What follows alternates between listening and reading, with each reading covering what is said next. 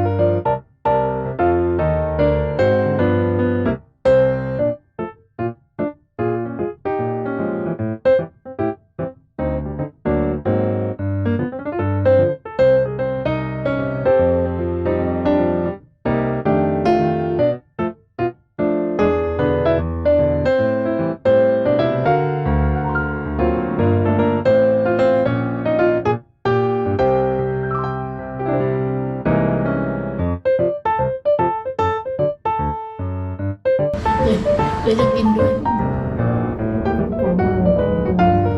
ตื่นเลย